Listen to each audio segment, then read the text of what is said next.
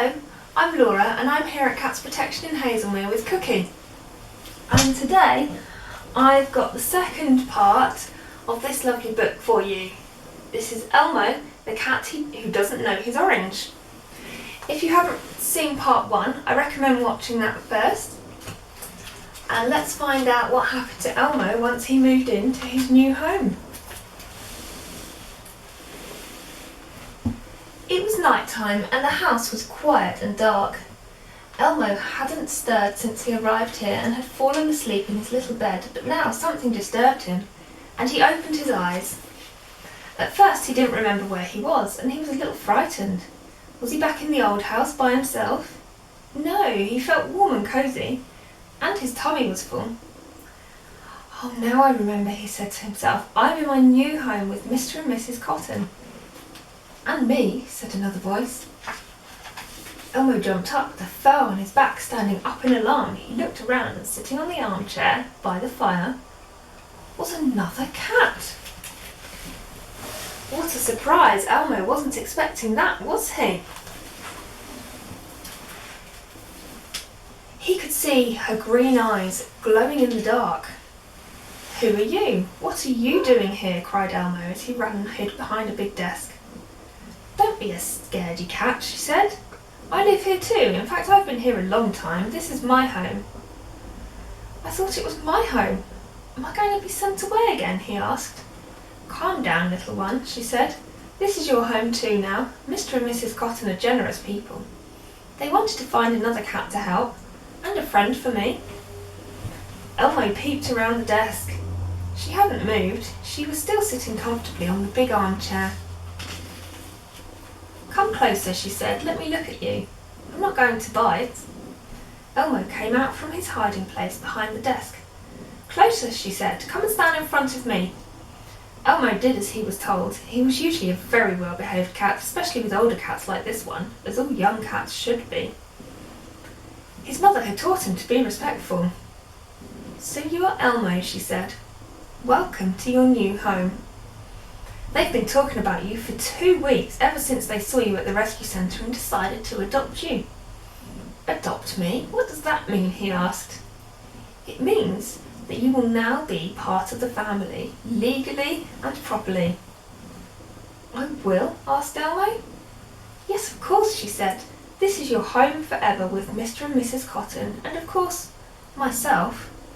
You never need to be alone or hungry or frightened again. Elmo was so happy. He had a home and a family which included a new cat friend. I am so lucky, he thought. All of my wishes have come true. There was just one more thing he needed to know. What's your name? He asked. My name is Silky, the cat said in her lovely soft voice. So this is the mysterious Silky, thought Elmo. She's very nice. She was a small, delicate cat, very ladylike and very beautiful. She just seemed calm and caring, just like his mother had been. Elmo lay down on the rug, purring loudly, happy and content. Tomorrow we will explore, she said. There is lots to see and do here. Now it's time to sleep. Cats need all the rest we can get to have our wits about us, Silky said. Elmo looked a little worried. No danger here, is there? Horrible people? He asked. No, not at all, said Silky, but all cats are curious, and that takes a lot of energy. For exploring, climbing trees and keeping other cats out of our garden, she said. Are there a lot of cats living here? Asked Elmo. Not here, she said, but in the neighbourhood. Mostly they're friendly, but there's one tomcat who is a bit of a bully. Oh dear, Elmo thought. You don't need to worry though. The Cat Alert Team, or CAT for short, have it all under control, she explained. Gosh, thought Elmo, I have a lot to learn. Now go to sleep, Elmo. Tomorrow will be a busy day. Night-night, said Elmo. Good night, Elmo. Sweet dreams, Silky said, and she curled up to sleep beside Elmo. Elmo and Silky slept peacefully, side by side. Occasionally their whiskers twitched as if they were having an especially good dream, but it was about a fish supper, or chasing the neighbour's dog, or climbing up a big tall tree and watching the world go by. One thing is certain, only the cats know. Chapter 6, Elmo and Silky have a sleepover. It was 6 o'clock in the morning and Mr. Cotton was just getting out of bed to get ready for work. "I'll go straight down to the study and check on Elmo first," he said to his wife. "Good idea," she said. "He's probably hungry too." "Right you are, I'll take food and water then as well. And could you bring me a cup of tea too?" she smiled sweetly. "Don't I always, dear?" he said, putting his slippers on, then his warm dressing gown. It was April and the air was a bit chilly in this big old house. He shivered a bit in the morning air. "I hope he's been warm down there in front of the fire," Mrs. Cotton said. "Goodness knows where Silky's been all night. She usually wakes us up about this time to go out." "That's true," he said. "I'll check on her too." He pulled his dressing gown tightly around him and made his way downstairs, along the corridor to the kitchen where there was an old stove that kept the room warm and cosy. Silky had her bed there. She was a small cat and she felt the cold. She never usually stirred from it during the night. This morning her bed was empty. She was nowhere to be seen. "Silky, Silky," he called out. "Where are you? Come on now, it's breakfast time." Nothing, not a peep. He looked in the downstairs toilet, the utility room, the lounge, the breakfast room. He opened the back door and went into the garden. "Silky, Silky," he called out. "Where are you?" No meow in reply. Not a sign of her. The air was cold and a bit frosty. Surely she couldn't have stayed out all night. He was getting a bit worried. Well, he said to himself, the best thing to do is check on Elmo, then get dressed and search the garden a bit more. He left the back door open, just in case she'd heard him and wandered in.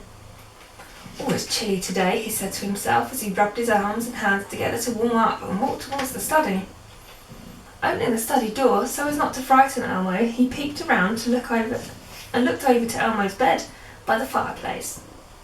It was a bit gloomy because the curtains were still closed, so he padded over to the window and opened them. Spring sunshine streamed in, bathing the room in sunlight. He turned around to find Elmo and got rather a big surprise. Beside the fireplace, in Elmo's bed, was not one cat, but two. He ran to the door and shouted up the stairs.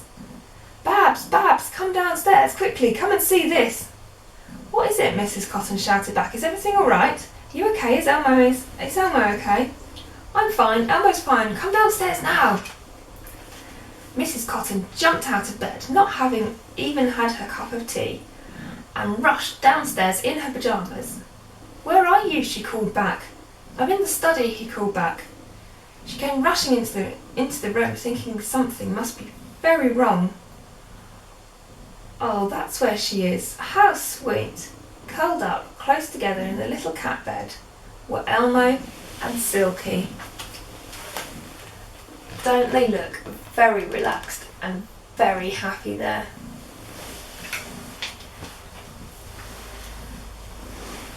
Sound asleep, perfectly content, and Elmo's big paws were wrapped around Silky's shoulders. "So we don't need to worry about introducing them," Mr. Cotton said. "Just like Silky," said Mrs. Cotton. "She's the perfect mother. All her kittens have flown the nest, so now she's looking after Elmo." "I thought I'd shut the study door last night," said Mr. Cotton. "Well, you know Silky," said Mrs. Cotton. "She's a very clever cat. She can open any door." "I expect she thought he'd like some company," Mr. Cotton said. "I must say I was surprised when I saw them together." "They've had their first sleepover," said Mrs. Cotton. Smiling, she went to the kitchen to get the cats their breakfast and her cup of tea. Elmo and Silky stirred and stretched, big cat stretches. Silky winked at Elmo and smiled. They hadn't been asleep at all. They were listening and enjoying the surprise they gave Mr. and Mrs. Cotton. Cats are very mischievous, as you will learn in this story. Chapter 7. Silky tells the time. Elmo and Silky were sitting on the windowsill in the study. They were looking out at the garden and watching Mr. Cotton drive his car down the drive, out onto the road, turn left and head off to work in the city. There they are, sitting on the windowsill together. It was 9 o'clock in the morning, a Monday, and Elmo's first full day in his new home. They'd shared a delicious breakfast of dried cat munchies and a bowl of cat milk each. "This is the best place to sit in the morning," said Silky, "to watch the people going to work and the children going to school and the postman arrive." She was licking her delicate paws and then wiping her face with them to make sure it was clean. Elmo watched her and thought he'd better do the same. His mother has always checked his whiskers around his mouth to make sure he was clean and tidy before they went out. So he licked his big paws, washed his face and behind his ears. Silky pretended not to look, but she was secretly pleased that he had been properly taught. That's one thing she didn't have to teach him, only 2 years old, and he had so much still to learn. "Today we will explore," she said. "You need to know where everything is in the house." "Really?" Elmo said, excited about having an adventure. "Yes, as soon as Mrs. Cotton goes out, we will make a start." "How do you know she's going out?" asked Elmo. "Well, she always does on a Monday morning. You'll see." At that moment, the door opened and Mrs. Cotton came in. She was dressed in her coat, hat and gloves with a big shopping bag on her arm. "Hello, my darlings. I'm so glad to see you happy in each other's company," said Mrs. Cotton, smiling at them. She came over and stroked Silky and then Elmo. He loved it when she gently scratched behind his ears. Having somebody be kind to him was still very new to Elmo. How nice it was to be here with them, he thought. Silky was smiling her secret cat smile at him, and he purred loudly and happily. Purr, purr, purr, purr. And I'm hoping you can hear Cookie's purrs as well. She's purring away here. "Well, my dears, I may be a bit longer today than usual. I've got some shopping to get for old Mrs. Jenkins as well. She can't get out much since she broke her hip, and we need to look after her," she said. "I'll go and sit with her this afternoon. Expect me back later, around 4. "Be good," she called out to them as she opened the front door and went down the path, laughing to herself. "Silly woman," she thought, "cats can't tell the time. They won't know when it's 4 p.m, she chuckled as she went out the gate. "Come along, it's 9:30, said Silky. "We have a lot to do today before she gets back at 4. "How do you know it's 9:30? Elmo asked. "Because the clock on the wall says so," she said. "You can read a clock?" Elmo asked in surprise. "Yes, my grandmother taught me. Clocks are what people use, so they know exactly where they need to be all day long. They use them so they know when to get up and when to go to bed, when to eat breakfast, lunch, dinner, when to go to work, when to come home, lots of things they have to do at an exact time." "How strange," said Elmo. "It's very strange," said Silky. "People are strange. It's not in a cat's nature to be in any place at an exact time at all. When we're there, we're there. When we're here, we're here. When we're not, we're not. It's quite simple, really. People always like to make things complicated, though." "So why did your grandmother teach you how to tell the time then?" asked Elmo. "Because it's always useful to know what people are doing and when they're doing it. A wise cat always knows where its person is," she said mysteriously. "She must be a very clever cat," thought Elmo. "That way we can do everything we need to without them knowing," she asked. "Why?" he asked. "Elmo, you are very young, but here is the first thing you must learn. People think we are their pets. The truth is, however, they are our pets." Elmo listened carefully. "We let them feed us, stroke us, and sometimes, just sometimes, fuss over us. It makes people happy. They are simple creatures. We are always enigmatic," she said, "the most important rule of being a cat." "Enigmatic?" said Elmo. "That's a big word. What does it mean?" "Oh, Elmo, it is everything a cat is," she said. "As cats, we have a duty to people to be mysterious, puzzling, hard to understand, baffling, bewildering, and totally inexplicable." Silky smiled her secret cat smile. "Keeps them on her toes," she said. Elmo repeated the word in his head to remember it. Enigmatic. He would watch Silky very closely to see how she did it. "Now come along, child. Today we're going to start our exploring in the bedroom." She went over to the study door, which was shut. With an expert little jump, she reached her front paw up to the handle and pulled it down. The door opened a crack and she inched it further open with her nose. Amazing, thought Elmo. I must learn to do that. And there she is, opening the door. She is a very clever cat, isn't she? Not many cats can do that. Chapter 8. Elmo finds a mirror.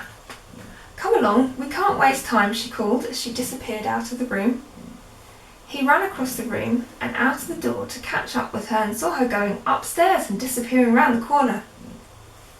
Wait for me, he called. At the top of the stairs, Silky went into a room and Elmo followed her. This is Mr. and Mrs. Cotton's bedroom, she said, and she jumped up on the big bed. Come on, Elmo, come up here with me, called Silky. It's nice and soft and the sun comes in through the window just here. It's a perfect place to rest and snooze. Elmo was a strong cat and managed the leap with ease. You must try never to get caught here though, she said. Mrs. Cotton doesn't like it. She says it leaves cat hairs all over the duvet. So we can only come here when she's out, asked Elmo. Yes, said Silky, or when they're asleep in front of the TV in the evenings. Got it, said Elmo. It's really very comfy, he thought. They only sleep here at night, she said. People don't seem to sleep as much as cats do. I wonder why, said Elmo. It's such a wonderful way to pass the time. Well, as I said, they're not as clever as us. They haven't learned to relax properly. They rush around all day long doing things and getting nowhere in particular. Quite inexplicable. What's through that little door, asked Elmo. That's the dressing room where Mrs. Cotton has all her clothes and shoes. Elmo jumped off the bed and wandered over to look. He went through the door and opened his eyes in amazement. What a lot of clothes, he said. I'm glad I don't have to put them on every day. What a waste of time. Indeed, said Silky, our fur is all we need to keep cool in the summer and warm in the winter. How does she decide which ones to wear, he wondered. Goodness, she spends ages trying things on and looking in the mirror to see how it looks, tutted Silky. What's a mirror? Elmo asked. Child, have you never seen a mirror? No, he said, wondering exactly what it was. Come over here, behind the door. Elmo followed her, but as he went behind the door, he was confronted with two more cats hiding there. He jumped up on all four paws and his fur was standing on end. Silky, be careful, there's strangers in here. He raced towards them to protect her and banged his nose on something hard. It seemed like he'd bumped into the face of the other cat. He tried to run around the back of the two cats to chase them away, but when he got there, they disappeared. He came around the front to stand by Silky, and there they were again. What was going on? Elmo, stop, it's just a mirror, she said, smiling. The two cats you can see are us. It's our reflection in the mirror. He stopped and looked. You mean that's you and me in the mirror? Yes, she said, me on the left and you on the right. Well, now he looked, the cat on the left did look exactly like Silky. But who was the big orange one on the right? There he is. There's Elmo and Silky looking at Elmo's reflection. Is that me? He asked. Am I that colour and that big? Yes, Elmo, it's you. Haven't you seen yourself in a mirror before? Never, said Elmo. I look so different to you and the other cats. Elmo, you are a ginger tomcat, explained Silky, and that is a beautiful thing to be. Ginger cats are very special. Their fur is a wonderful orange colour and it's very thick, like yours, almost like a lion. In fact, a ginger cat has the brave heart of a lion and is strong and fearless when he grows up, she said. They are also very loyal and kind-hearted, explained Silky. It is something to be very proud of, she promised. It had been quite a shock to Elmo to see himself in the mirror. He had a question for Silky. Do people ever have orange fur? Not fur, said Silky, but some do have ginger hair and they should be proud too.